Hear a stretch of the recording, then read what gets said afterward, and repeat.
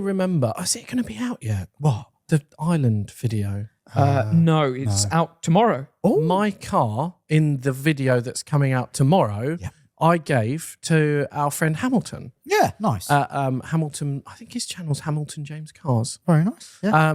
But I gave him the one condition was that he had to take it on a road trip. Yes, yeah. So he has got the most amount of amazing energy. He's fantastic. Yeah. So energetic. Hello and welcome to a two-part video special where we are going to be taking two cars that were destined for the scrapyard and taking them on a big adventure, possibly their final adventure. Oh, what have you done? But we'll have to see. Now, I am currently on the M5 heading from Devon up to Lamborghini of Bristol, where I'm going to be meeting up with my good friend Dean. From there, we are going to travel to the AutoAlex headquarters to catch up with another good friend of mine, who is, of course, Taylor. And while we're there, we're going to be picking up our second car for the road trip. There's going to be a couple of surprises on this, a lot of miles to cover, and the excitement has already started. Let me show you. Oh yeah. It's going to be a good one. Okay guys, so we have made it to Bentley of Bristol where I'm waiting for Dean. The boot was causing some problems, but I think it is now... Yep, no, it's still causing problems. Okay, we will come back to that in a minute. Very quickly, big shout out to these guys, Bentley of Bristol, who are allowing us to film in the customer car park. So I'll take the Aston Martin hat off for now. Tina the Tigra is about to feel even more out of place with the arrival of Dean in a 458 with possibly the coolest number plate in the entire world as well. Yeah, it's an arrival. It's an arrival. I never thought Ferrari would have a bigger boot than a Vauxhall Tigra.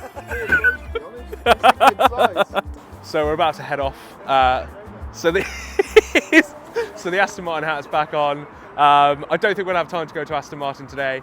We've got to get to AutoAlex. We've got to see Taylor. And mate, are you ready to go? Yeah, no, don't look. Yeah, don't look at that. Don't look at that bit. From a 458 to a Vauxhall Tigra, Dean. Let's go. Hey, they're the same car, right? All right, guys. So we have picked up Dean. We are in the Tigra. And, well, first impressions then, Dean, jumping out of a Ferrari 458 into a Vauxhall Tigra. Same car, isn't it? We've got a beautiful roadster. The only difference is this is a manual. What year is this, 2005? I have no idea. It's like an 05, so there's 5 years difference. So, okay, tech might not be up to the same standard. No. You do have your classic volume dial. Yes. But it's pretty nice. It's all right, isn't it? For a free car, I think it stacks up pretty well against, what, £150,000? £150,000 car. So what we're going to do now is Dean and I are going to the AutoAlex unit and we're going to meet up with Taylor. We won't reveal what car it is yet, although I imagine people can probably guess, Yeah, can't they? it just depends whether you know my mate Ralph. But Oh, yeah.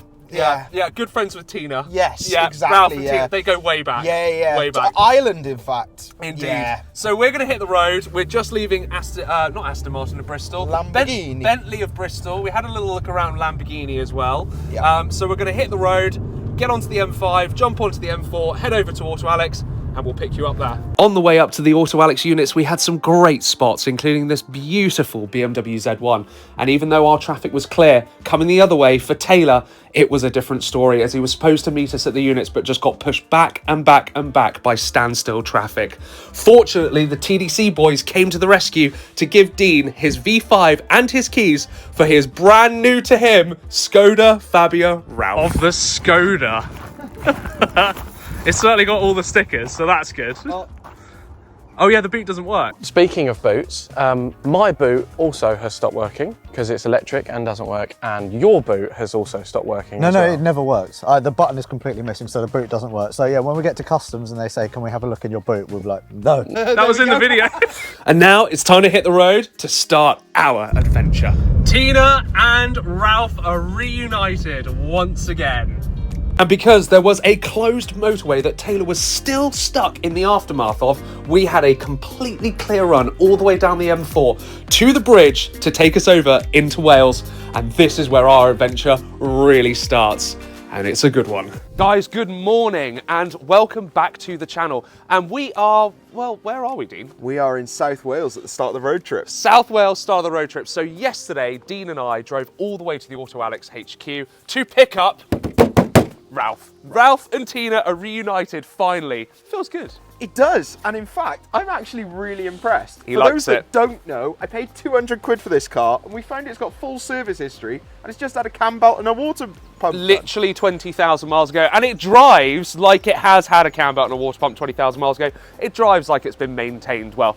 Tina, on the other hand, has got less than half the mileage, and she's grumpy. Yeah, she's grumpy. She doesn't feel like she's been that well maintained, but Tina's been ragged. I got this for free, so I can't really have any complaints. Now, Dean, tell us a bit about what we're going to be doing today. So today is the start of our road trip. Now, there was one thing that Hamilton had to do when Taylor gave him the car, and that was a road trip. Yep. And well, a Wales road trip.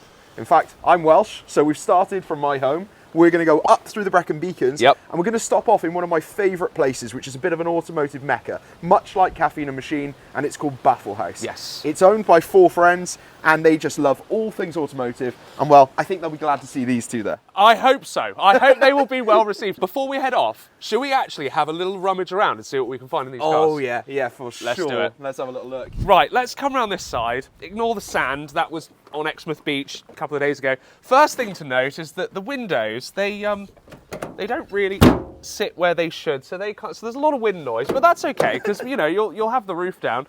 As far as goodies, there are none. There's just lots of remnants of the AutoAlex island trip. nice. There's a few of those. Yeah. There's a few of those. Obviously, one thing that I'm really keen on doing today is putting the roof down. So let me just talk you through.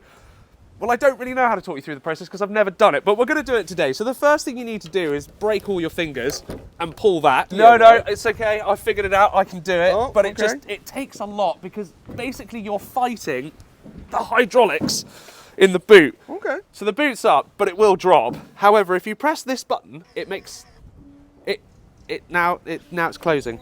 No, now it's opening. So it kind of has a mind of its own, but it's okay because now what we need to do is fiddle around with some things here that we're going to break more of our fingers so we can finally turn this car into a roadster. As I said, I've never put Tina's roof down before, so she definitely did start to fight back. Oh, yes.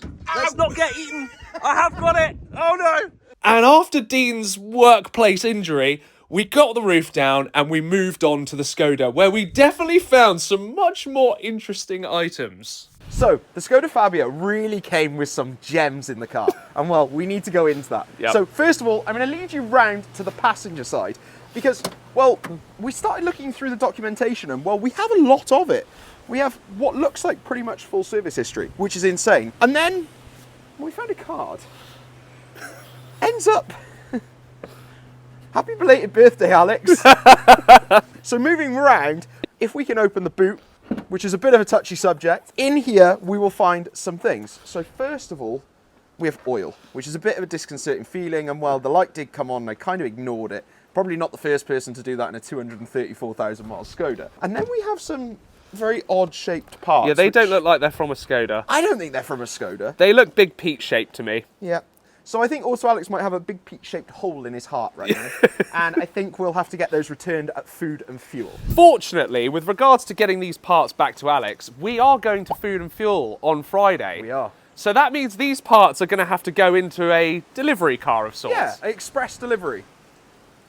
Very express delivery.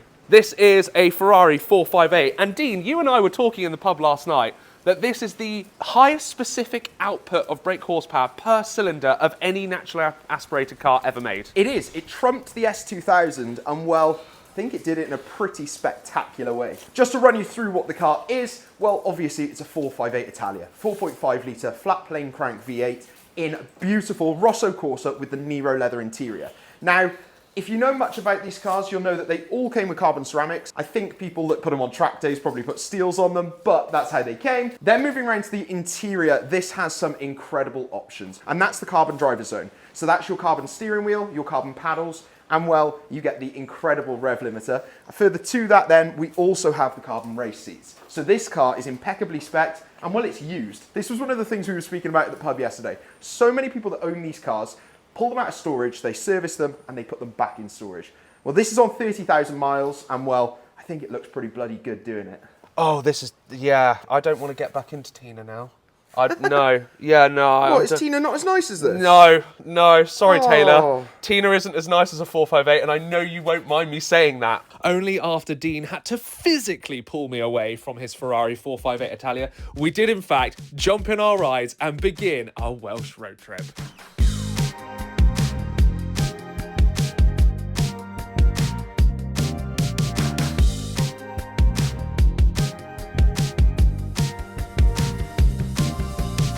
Well, you didn't disappoint, mate. Well, you promised me a castle. we're in Wales. You got me a castle. So everything was going great. Yep. As I said, the engine light does come and go. Yep. But as we were literally coming up the hill here Right. into the entrance to the castle, oh, we've got big problems. Engine light's back on, and it really struggled to get up this hill. And I literally just had to kind of keep my foot on the revs to keep the engine going. But she's made it. She's here. She's made it. Made it this far. It's a little hiccup, but nothing too serious. But look at this! Can you imagine these two cars being in a better spot? Considering they were destined for the scrapyard, they've been to Ireland, and now they're doing Wales. Exactly. So now that I've got you guys in my car, I can be a bit honest. So we're just leaving this lovely castle you can maybe able to see in the background. Coming up this hill, which we're now going down, I was in second gear. I was doing about 30 miles an hour, which is obviously fine ratio-wise, and the engine light started flashing and the car started bucking like absolute I don't know what. I did manage to just kind of slip the clutch and keep the revs up, and it was okay. But obviously this road trip, yeah, okay, we can do this. It's a 30-mile loop, but I still need to drive this car back home to Devon, so I hope it's all right. This is going to be our first test now. Let's give it the beans. Ooh, she's bucking. She is bucking like crazy. Other than that though, the car actually drives rather well. And I know this was free, and thank you Taylor for giving me this free car. But really, they're about of the same value. 150, 200 quid. They were destined for the scrapyard. They really were. But I think what we're trying to do here is really important. There are lots of people, and I used to be one of them, that would sit there and go, I'd love to make content. And now with iPhones and other things, it's so easy to do it, and you can really put out quality that is almost as good as the professionals. But maybe you don't have the car. Maybe that's the bit that you feel like you're lacking. And I've been in that situation. And I think what me and Dean are trying to do here, and what Alex and Taylor were doing, was really showing you that a car that's destined for the scrapyard, that may not always be the case. These cars have loads of life left in them. Oh no! I mean, that Skoda, that's done about the same mileage of what it takes to get from Earth to the moon. 250 odd thousand miles, okay, it's done about 235, so there or thereabouts. These guys have a lot of life left to give. But if you are sat there thinking, I can't make content, I haven't got a cool car, this just goes to show you can get out and make content in absolutely anything. And I think that's really important that that message gets shared. But right now, in this little Tigra, on some Welsh roads, I'm happy. I'm really happy. Also, Taylor was right. When the roof comes down, this thing's a screamer. As you can probably tell, I was falling in love with Tina. And the other thing as well, it's been a jolly long time since I've owned a front-wheel drive car. And of course, when you have a front-wheel drive car, you want to do handbrake turns. And as we gained closer and closer to the Brecon Beacon Hills, I found a little offshoot off the public highway where I could do just that. The first one was pretty unimpressive, so I decided to up the speed, which maybe wasn't such a good idea. Don't go too quick now, mate. Oh no! It's fine. Oh, what have you done?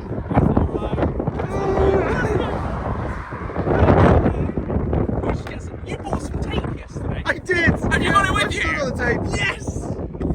Tina, I'm sorry. Tina, I'm sorry. I love you. They're never gonna know, Dean. They're never. No one's ever gonna know. They're gonna know. They're not gonna know. Sorry, Taylor. It's fine. It's like, this is good, isn't it? No one's ever gonna know. It's actually better the colour than the paint. It looks better. It's more shiny. Yeah. It'll buff out. After my tiny little accident, I decided to not be a teenager anymore, exchanged insurance details with the Brecon Beacon Hills, and we moved on to Baffle House. Guys, we're here at Baffle House, and I've got some cool things to show you, so come on. Obviously, we've got Ralph and Tina, but behind Ralph and Tina, Oh, where do we start? Right, let's start here. Ferrari California T. This was Ferrari's first ever twin turbocharged front mounted V8 with a 3.9 litre. Next to it, we've got a BMW E60 M5, obviously going to be a fan favourite with a 5 litre V10. And then here, we have an E38 BMW 7 Series, and it's the long wheelbase. This is a 740i. But this California T, guys, I mean, my God. White with red, yeah, I can get behind that.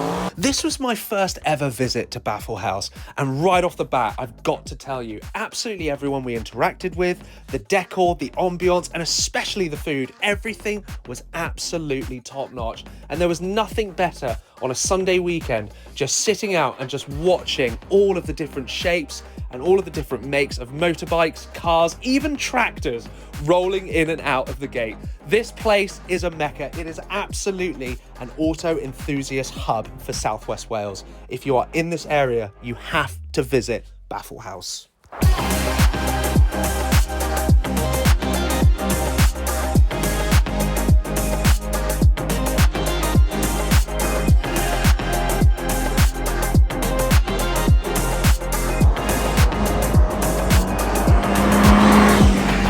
So how do I sum Tina up then? With the roof on, it's exhausting to drive, it really is. It's so uneconomical, and the engine light flashes more than Britney Spears after a fifth of vodka. But with the roof off on a day like today, there's a bit of magic in the air with Tina. And I gotta say, out of the two cars, if there's one car I could drive home, it would be this one. And that's pretty convenient, because this is the car I'm going to be driving home. I do, of course, want to take a small moment as well to really drive home how grateful I am to Rory, Alex and Taylor. This all started with me buying the Rimini Red L322 Range Rover, and then I had the opportunity to buy his BMW 645 Ci 4.4 litre V8 with a factory manual gearbox. I bought that car from Taylor about 2 months ago. I've still not driven it. It needed a lot of recommissioning to get put back on the road, and we're almost there. We're so close. So when I take that for its first drive, that's going to be a big day. And now this, Tina. And I'm so grateful to all of them, especially their comments on the AutoAlex podcast last week and the week before. It's really, really lovely, and I thank them all very, very much.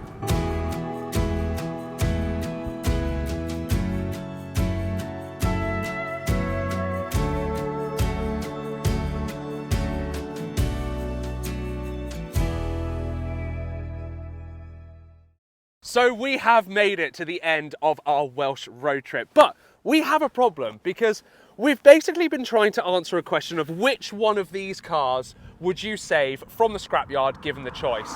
And we can't decide. No, I think it's Ralph, you think it's Tina, and everyone we've asked has not given one straight answer. No, we've pretty much got a mixed bag between the Skoda and the Vauxhall. So I phoned in a favour, an independent adjudicator from Canada who's going to settle the debate once and for all.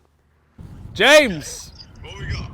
Right, okay, we need you to help us because we've got two cars that were destined for the scrapyard mere weeks ago, and we've taken them on an adventure. Are you ready?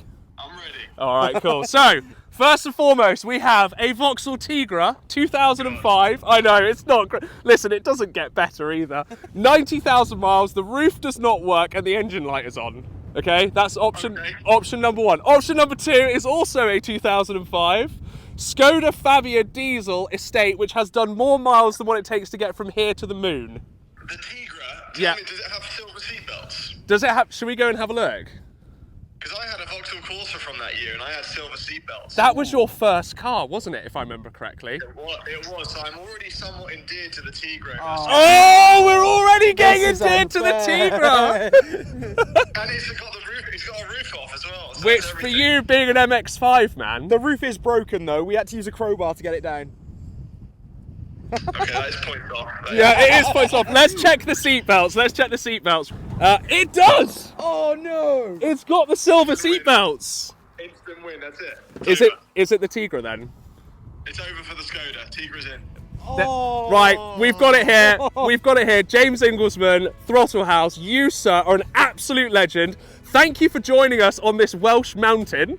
And thank you for crowning the AutoAlex Island Road Trip Scrap Car Challenge winner being the Vauxhall Tigra.